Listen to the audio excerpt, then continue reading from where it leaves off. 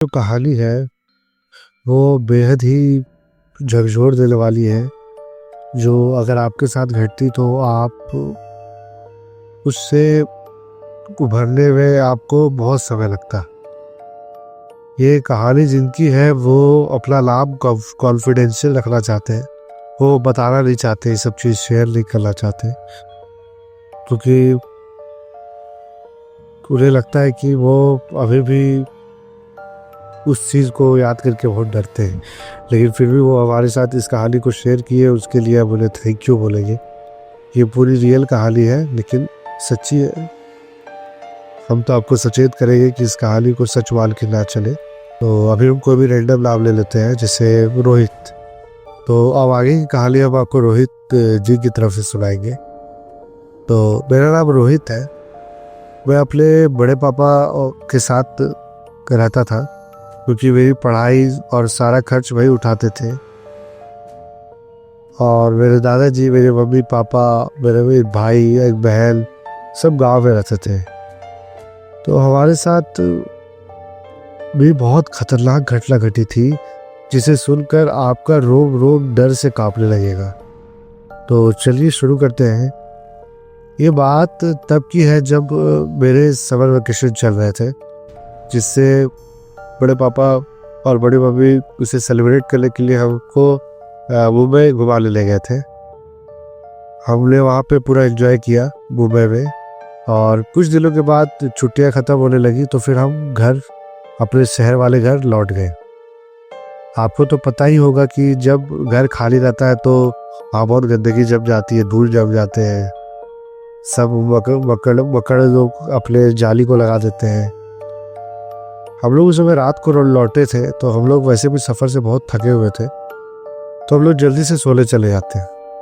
सुबह जब मम्मी साफ़ सफाई करने के लिए उठती है, तो सबसे पहले वो बरामदा जाती है झाड़ू वगैरह लगाने के लिए।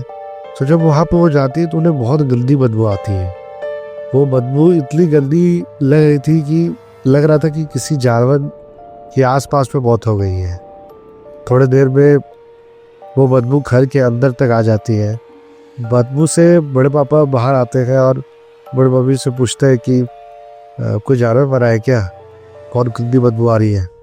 मम्मी लाव विसर घुमाती है, होती मुझे नहीं पता कि क्या है।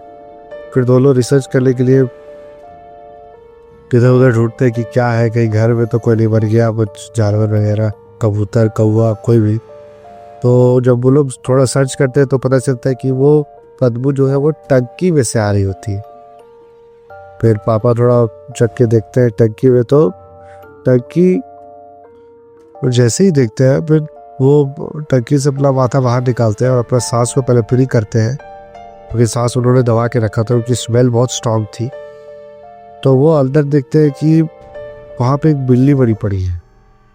मम्मी जैसे ही ये बात सुनती है, मम्मी तुरंत अपना वही ड्रामा चालू कर देती है, ये अपशगुन है।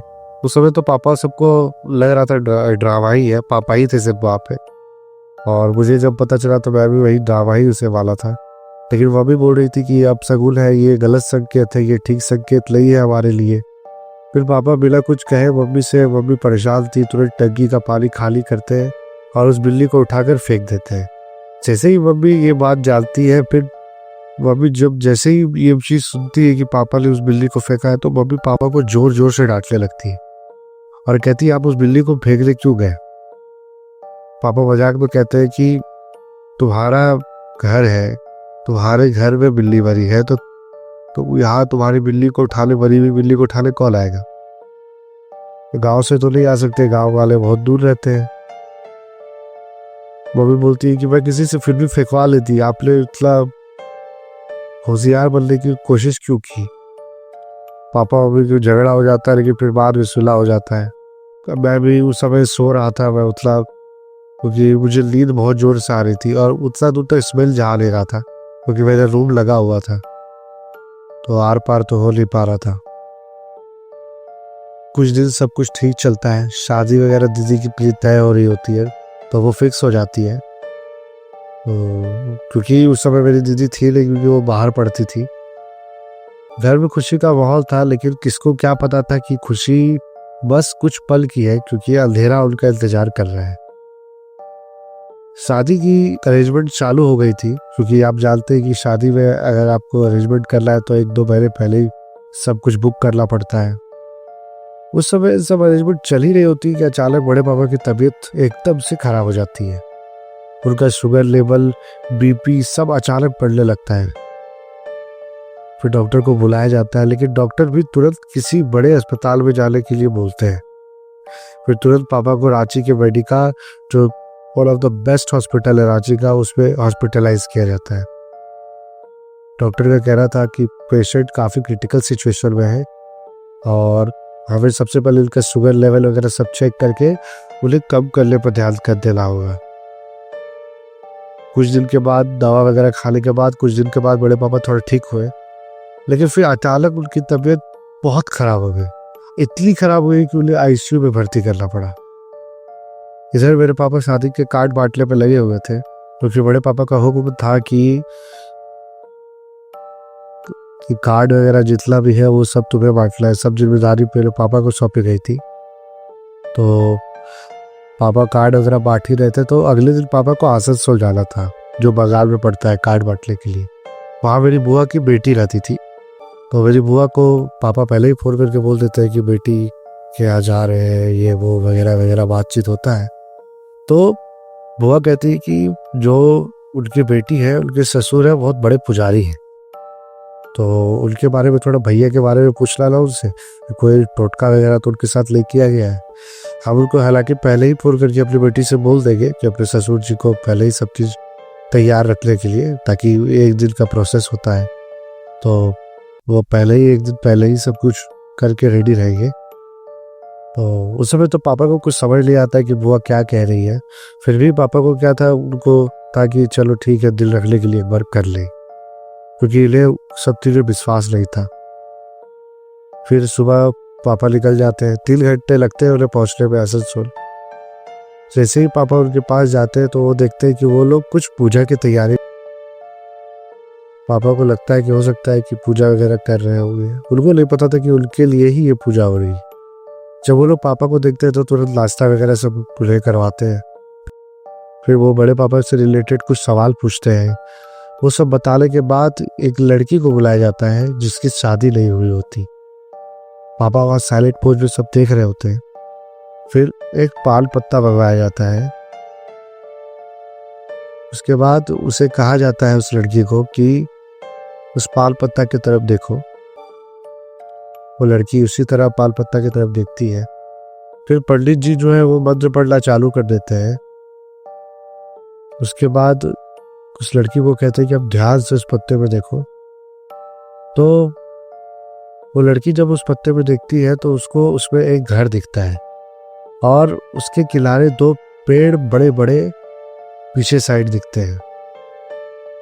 वो सेम चीज़ पंडित जी को भी सब डिलीवर करती है, सब बताती है कि क्या क्या उसे दिख रहा है। फिर पंडित जी उसे बोलते हैं कि घर के अंदर जाने का प्रयास करो। तो वो लड़की भी अंदर जाती है, कोशिश करती है, चलो गेट के अंदर जाती है, गेट खुला हुआ होता है। जैसे ही अंदर जाती है वो लड़की, तो अंदर घर के जा रही है, वैसे बीच में वो पेड़ आ जाता है। ऐसा उस लड़की को लग रहा था कि वो पेड़ पहले बाहर था, फिर वो अंदर कैसे आ रहा है। फिर वो दोबारा इस चीज़ को करती है, फिर वो पेड़ सामने आ जा रहा है। तीसरा बार, चौथा बार, 5वां बार, फिर वो पेड़ सामने ही आ जा रहा था। अब वो लड़की भी फ्रस्ट्रेट हो गई थी, गुस्सा आ गई थी। तो पंडित जी को बोलती है कि अब वो पेड़ बार बार आ जा रहा है। तो पंडित जी फिर कहते हैं कि अच्छा ठीक है, वो पेड़ आ जा रहा है, तो अब कोशिश करो कि घर के पीछे से अंदर घुसने का। फिर वो लड़की पीछे जाती है। तो पीछे जाने के बाद वो घर में जैसे घुसने का प्रयास करती है, फिर वही पेड़ वहां आ जाता है। अब लगता है कि वो पेड़ चल रहा है उस लड़की पर, लेकिन पेड़ चल नहीं रहा था। पता नहीं वो अचानक उससे आने से पहले ही वहां पे आ जाता है। यही चीज फिर वो 4-5 बार करती है, फिर वो वहां पे कुछ फायदा नहीं होता, बार बार वो पेड़ आ जाता है। पंडित जी अब थोड़ा सा चुपचाप हो गए थे कि परेशानी तो तब पता चली जब घर के अंदर वो लड़की जा पाए। अब वो लड़की गुस्सा के घर के बाहर जैसे ही आने लगती है तो वो गेट के पास जैसे पहुंची ही थी तो वहां पे वो एक औरत को देखती है जो उसे घूर रही होती है, बिल्कुल गुस्से में, बहुत गुस्से में। बहुत वियर्ड सा मुंह उसका लग रहा था। उस औरत का आंख बिल्कुल कंचे जैसा था।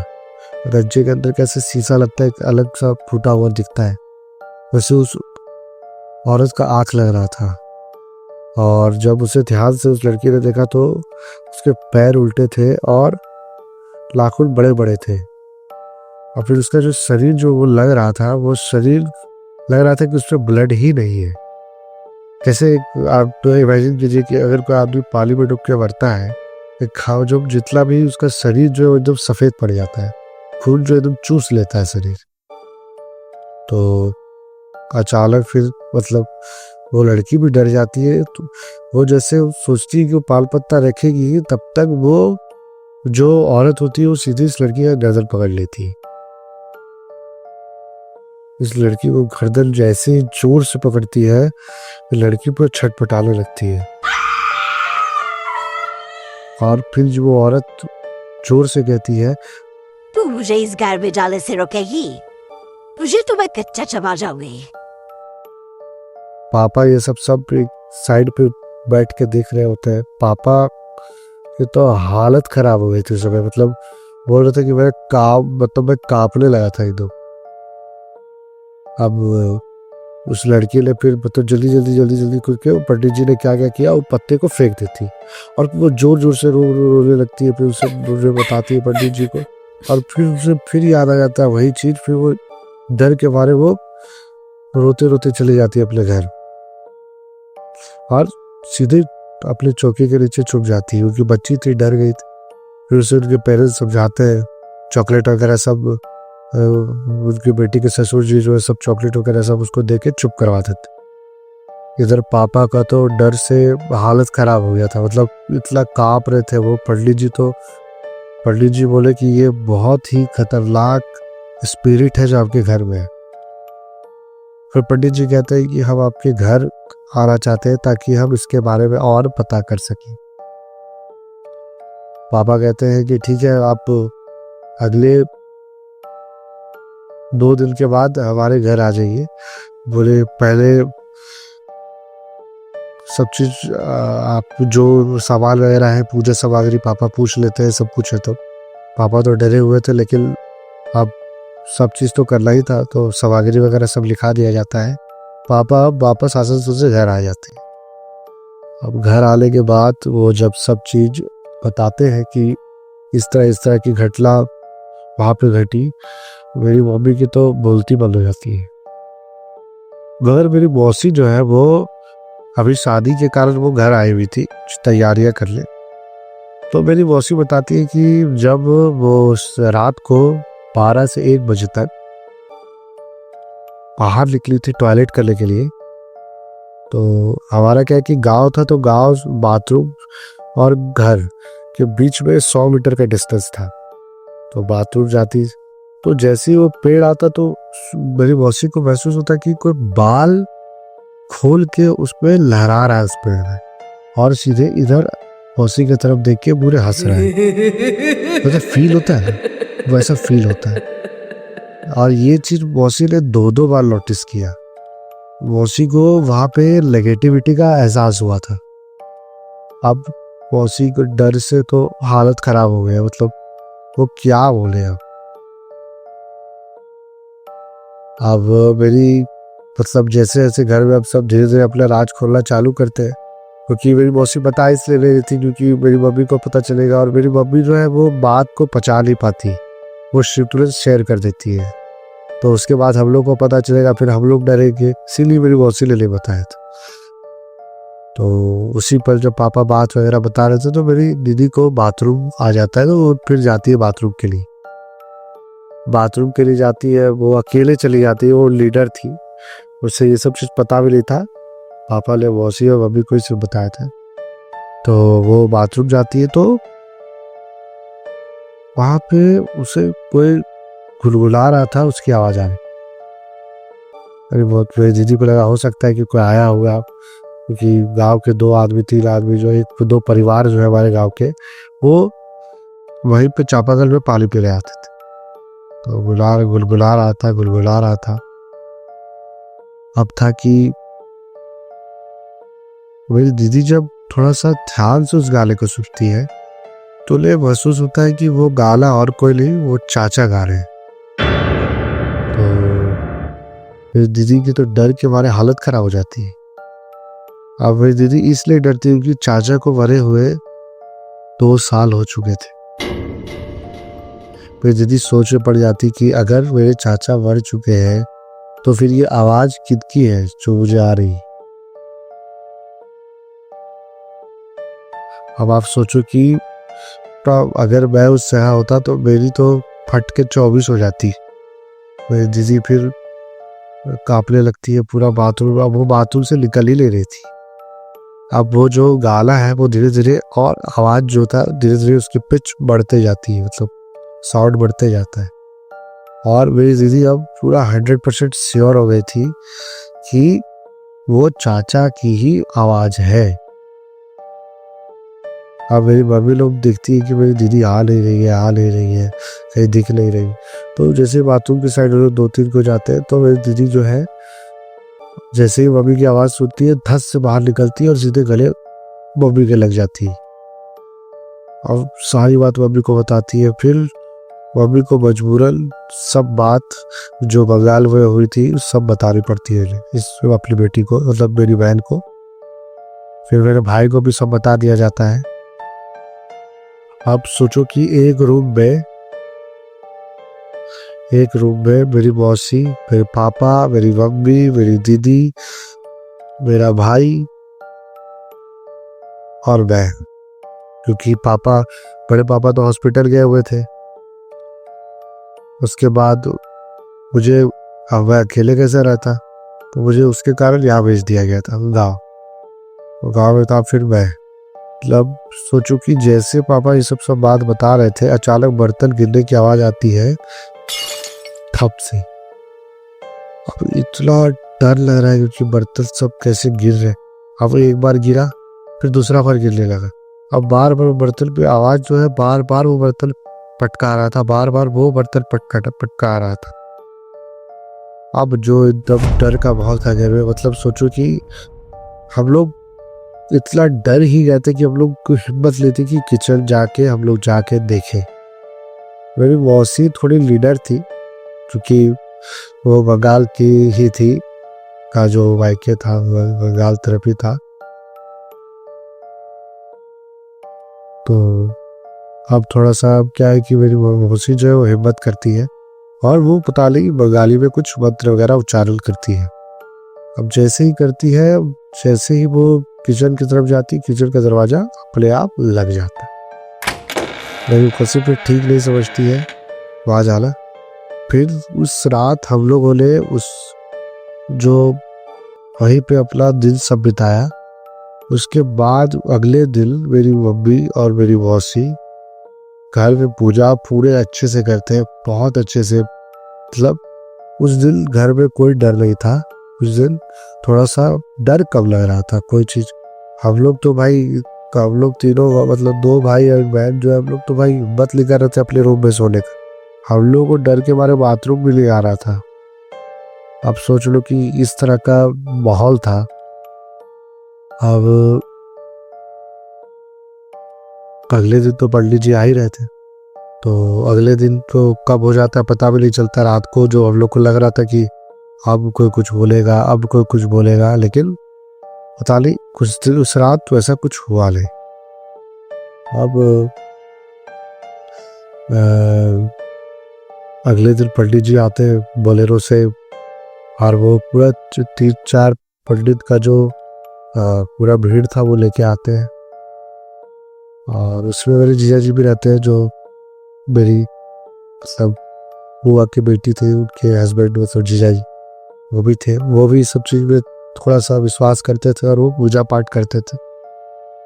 अब क्या था कि सब चीज तो वहां पे धरी की धरी थी। पहले वो वहां वाली घर जाते हैं, शहर वाले, और हमें और मेरे पापा और मेरी दीदी को बुला लिया जाता है। फिर क्योंकि बाद में हमें पता चलता है कि वो पान पत्ता दिखने के लिए बिना शादीशुदा वाली लड़की चाहिए ताकि उसी को वो पान पत्ता दिखेगा जो दिखे। और फिर पंडित जी लोग आते हैं, चाय वगैरह पिलाते हैं।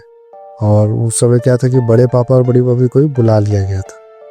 बड़े पापा बेड रेस्ट पे थे क्योंकि पंडित जी ने पहले ही पापा को बोल दिया था कि उनका होना जरूरी है। अब वो आए, मेरी वो बड़ी मम्मी भी पूरा चिंतित थी, पूरा मतलब जरा जरा समय रो जा रही थी। उन्हें बहुत चिंता थी क्योंकि उनके पति की तबीयत इतनी खराब है, ऊपर से दीदी की शादी, प्लस हॉस्पिटल में 4 से 5 लाख रुपए खर्च भी हो गए थे। क्योंकि और प्लस तब भी कोई इफेक्ट नहीं दिख रहा है कि पापा ठीक हो रहे हैं कि नहीं हो रहे हैं। पंडित जी लोग आए, मम्मी जो बात उत किया, सब पाल पत्ता वगैरह सब रेडी था सब कुछ। अब पंडित जी ने मेरी दीदी को पाल पत्ता दिखाया और मुझे भी बुलाया और मेरे हाथ में जो मेरा अंगूठा है उस पर पूरा काजल जो होता है वो पूरा लगा दिया।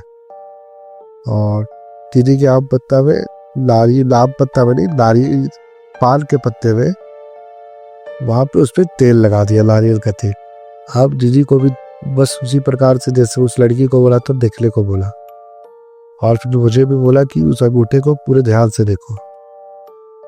मेरी दीदी देखना चालू करती है और फिर वही घर जो, अब वो जो घर था वो मैं बता देता हूँ, वो मेरा ही घर गांव वाला था। जो वो लड़की देख रही थी उसे तो पता नहीं था ना वो मेरा घर है। जैसे ही मेरी दीदी देखती है बोलती है ये तो मेरा घर है। और बोलती है अच्छा ठीक है, आप अपने घर में क्या क्या देख रही है, तो वो भी वही चीज बताती है, 2 पेड़ है, ये है, वो है, लंद है, फल्द है। अब पंडित जी बोलते हैं कि अच्छा ठीक है, आप वैसा कीजिए, घर के अंदर जाने का प्रयास कीजिए। जैसे ही घर के अंदर जाती है वो पेड़ आ जाता है। लेकिन मेरी दीदी में एक आदत थी कि वो जिद्दी थी। मेरी दीदी बोल रही बार बार पेड़ आ जा रहा है, बार बार पेड़ आ जा रहा है। अब वो चकमा दे के एक बार घुस जाती, तो वो जैसे ही घुसती है तो वो देखती है कि घर के एक किनारे से एक आँख, थोड़ा सा मुड़ी निकला हुआ, माथा थोड़ा सा निकला हुआ, बाल उड़ रहे हो, एक औरत मेरी दीदी को देख रही थी और मेरी दीदी भी उसी को देख रही थी।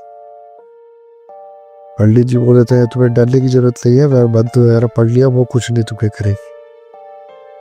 अब वो मेरी दीदी जाती, जैसे मेरी दीदी जाती वो गायब हो जाती। अब मेरी दीदी जो है चापाकल के पास आ जाती, बरट्टा आ जाती। तो मेरी दीदी को कहा जाता है कि अब घर के अंदर अपने बड़े पापा के रूम की तरफ जाओ, अपना रूम जाओ जहाँ। तो पहले अपना रूम जाती है, वहाँ तो सब नॉर्मल लगता है। वसीम के रूम जाती है, वहाँ भी नॉर्मल लगता है। किचन जाती है, वहाँ भी नॉर्मल, सब रूम नॉर्मल, दादाजी का रूम नॉर्मल, सब कुछ नॉर्मल। अब जैसे ही बड़े पापा के रूम जाती है तो वहाँ उसे बड़े पापा दिख जाते हैं और बड़े पापा वहाँ दिख रहे हैं। बड़े पापा पूरा खास रहे हैं, पूरा जोर जोर से खास रहे हैं। और बड़े पापा के बेड के नीचे एक औरत लेटी हुई है और उसके बाल जो है पूरे फैले हुए हैं। और उस बाल को टच करते हुए एक सफेद कलर की बिल्ली मेरी दीदी को भूर रही थी। और वो औरत जो है मेरी दीदी की तरफ ही घूर के देख रही थी। पंडित जी तो बोले कि वो तुम्हें कुछ नहीं करेगी, फिर भी मेरी दीदी की तो टाइट टपरीस हो गई थी। मुझे तो उस हाथ में कुछ नहीं दिख रहा था, मुझे भी वो चीज़ लग रहा था कि कोई मुझे देख रहा है। मुझे उस समय नेगेटिविटी का आभास हो चुका था। अब मेरी दीदी सब इन्फॉर्मेशन पंडित जी को देती है। तो पंडित जी बोलते हैं कि मम्मी को बताते हैं कि आपके घर में करण पिचासली का वास हो चुका है और ये आपके घर में एक भूत नहीं, 2 से 3 भूत आपके घर में है। थोड़ा सा मेरी दीदी जो है कुआं की तरफ भी जाती है, देखती है सब कुछ, तो उसको पेड़ में एक औरत भी दिखाई देती है। अब मेरी दीदी की तो हालत जो खराब हुई थी, मतलब वो रोने लगी, वो लिटरली रोने लगी। लेकिन फिर भी वो हिम्मत करके देख रही है क्योंकि उसे बड़े पापा के लिए वो देखना चाह रही थी बस, क्योंकि उनको बचाना जरूरी था। अब वो कि कुआं की तरफ जाती तो कुआं की तरफ एक सफेद बिल्ली उसे दिखती है। अब वो सफेद बिल्ली इतनी डरावनी थी कि मतलब हालत खराब हो गई, मतलब देख के डर लग रहा है। अब जैसे ही मेरी दीदी कुआं की तरफ जाती है, उसे वहाँ एक बड़ी सी परछाई दिखती है, बड़ी सी परछाई। और सोचो कि दिन के समय वो परछाई दिख रही है, मतलब कोई तो बात है। और वो परछाई धीरे धीरे दीदी की तरफ ही बढ़ रही थी। अब मेरी दीदी जो है उस मतलब उसको अब हिम्मत लेता, वो पाल पत्ते को अब रख देती है और पंडित जी को सारी बात बता देती है जो जो उसने देखा था। वो तो ऐसे ही बता ही रही थी, लेकिन और अच्छे से एक्सप्लेन करती। फिर क्या होता है कि पंडित जी बोलते हैं कि आपके घर में ये भूत वगैरह का वास हो गया है। तो अब था कि पंडित जी को था कि अब गांव जाना था और बड़े पापा सबको लेके गांव जाना था। गांव फिराया गया। फिर गांव में जहाँ बड़े पापा को रूम था, वहाँ पे बहुत अच्छे से काली माता का चित्र बनाया गया और फिर 12 ठो कलश, काटी, मसाले और भी क्या क्या था। मैं तो देख रहा था, लेकिन बस मैं देख ही रहा था।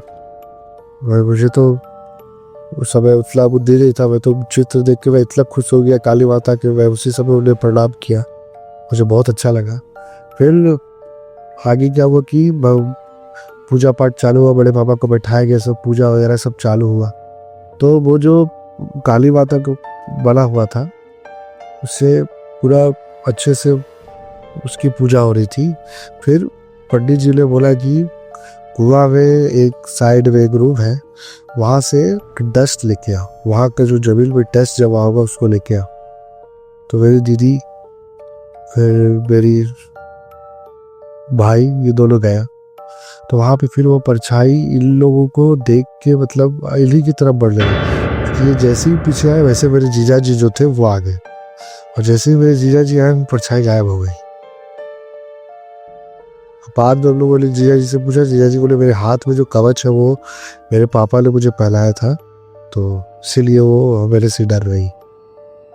अब था कि उस रूम में जाके मेरे जो चाचा थे जो बड़े हुए थे, उसी का रूम था, उन्हीं का रूम था वो रूम के डस्ट वगैरह कलेक्ट करके वो रूम वहाँ लाया गया।